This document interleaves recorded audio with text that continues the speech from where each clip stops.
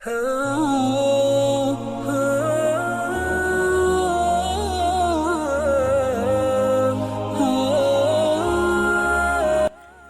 मिनश्शैतानिर्रजीम बिस्मिल्लाहिर्रहमानिर्रहीम अस्सलामु अलैकुम वरहमतुल्लाहि वबरकातुहू। उम्मीद आप सब खैरियत से होंगे।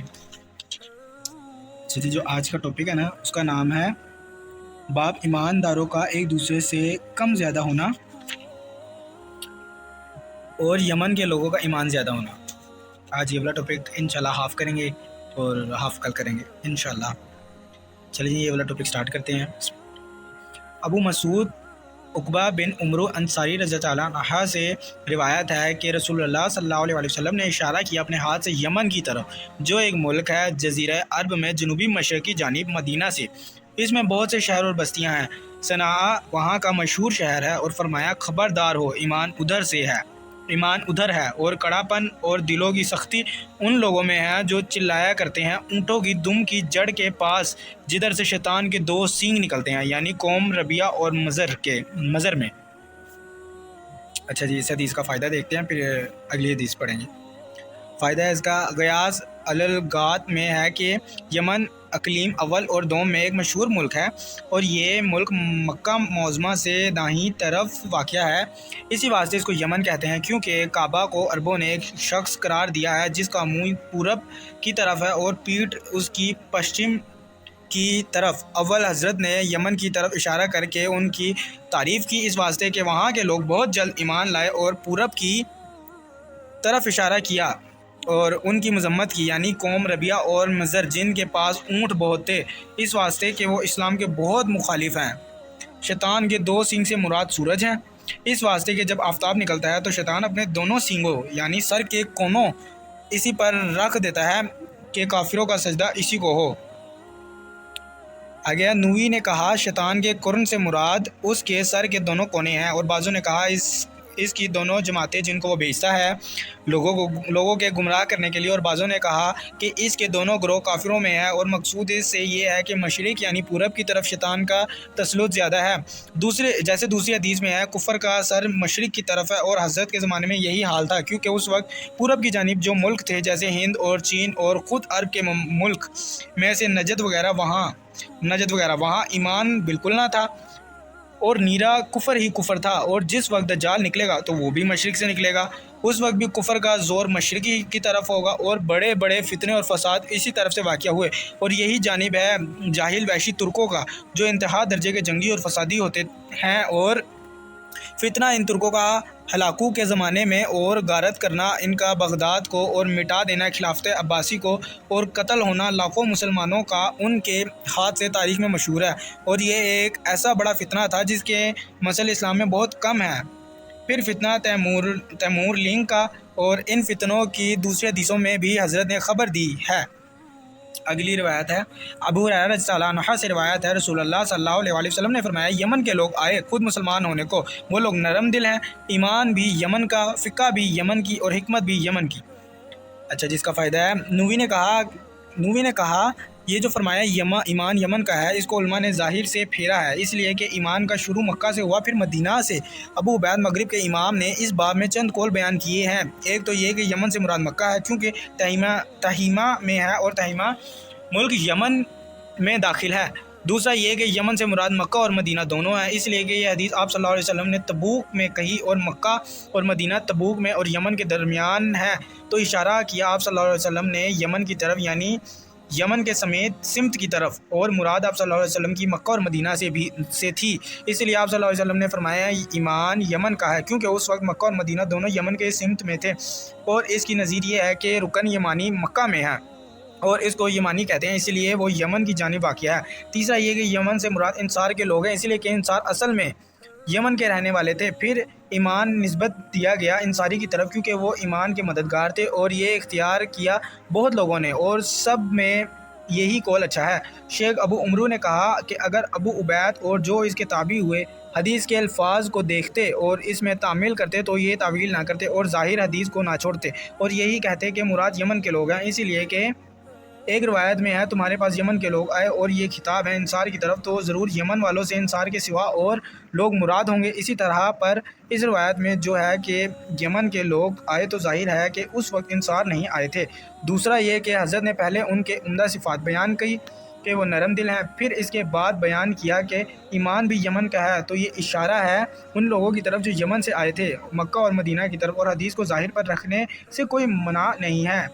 اس واسطے کہ جو شخص کسی صفت سے موصوف ہوتا ہے اور اچھی طرح اس پر قائم ہوتا ہے اس کو نسبت دیتے ہیں اس شخص کی طرف،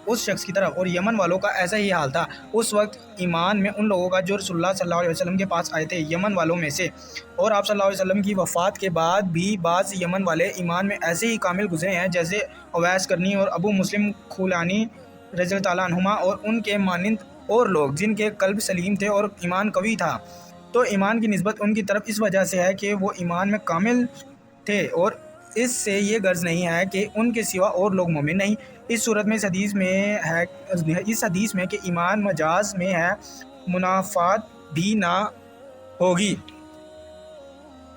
پھر مراد اس حدیث میں یمن والوں سے وہی یمن والے ہیں جو اس وقت موجود تھے، نہ کہ ہر زمانے کے یمن والے، اس لیے کہ لفظ سے یہ نہیں نکلتا، اور یہی حق ہے، اور ہم اللہ کا شکر ادا کرتے ہیں کہ اس نے ہم کو سیدھی راہ بتلائی انتہائی۔ ملک والوں کی فضیلت بیان ہوئی ہے، لیکن صحیح روایتیں جو یمن والوں کی فضیلت یا اور کسی ملک کی فضیلت میں آئیں، ان روایتوں سے اب تک لوگ اس ملک والوں کی فضیلت نکالتے ہیں، اس لیے کہ اصول کی تاثیر فروغ میں ضرور ہوتی ہے، پر تجربے سے بھی یہ بات معلوم ہوئی ہے کہ جیسے ایمان اور حکمت اور فقہ یمن میں ہر زمانے میں رہا ہے، ایسے اور کسی ملک میں نہیں رہا، جیسے اس کی طرف آئندہ اشارہ ہوگا، اور اس قدر کافی ہے حدیث کے موضوع کی صحت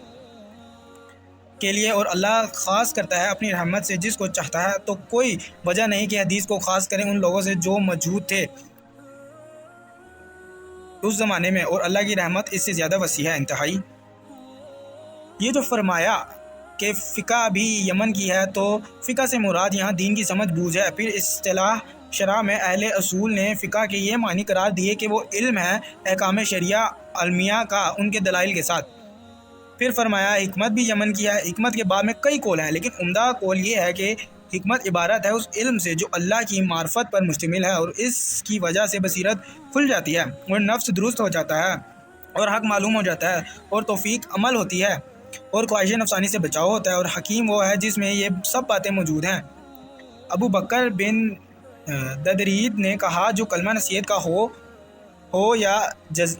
زجر کا، اور جو بات بہتری کی طرف لے جائے اور برائی سے بچائے، وہ حکمت ہے اور وہ حکم ہے، اور یہی مقصود ہے اس حدیث میں۔ آگے عربی ہے، تھوڑی سی ہے، چھوٹی سی، زیادہ لمبی نہیں ہے،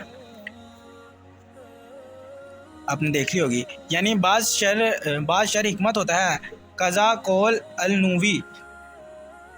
اور اسراج الوحاج میں ہے کہ حکمت رسول اللہ صلی اللہ علیہ وسلم کی حدیث کو کہتے ہیں جو اللہ کے کلام کے بعد ہے، اور ایک جماعت سلف نے یہ آیا کی تفسیر یوں کی ہے۔ اسی طرح اس آیت کی تو صاف حدیث کے معنوں میں یہی ہے کہ حکمت سے حدیث نبی صلی اللہ علیہ وسلم مراد ہے، جس پر حدیث کی کتابیں مشتمل ہیں، اور فرمایا کہ بعض شر حکمت ہے، اس کا مطلب یہ ہے کہ بعض شر حدیث کے موافق ہوتا ہے وہ اچھا، اور حدیث کے خلاف ہو وہ قبیحہ ہے، اور وہ جو ابن الصالح رحمۃ اللہ علیہ وغیرہ نے حکمت کے معنی بیان کیے ہیں وہ فلسفہ کی تعریف سے ملتے ہیں اور اسے قریب ہے۔ اچھا جی، اور ایک دلیل اس بات کی کہ حکمت سے مراد حدیث شریف کی طرف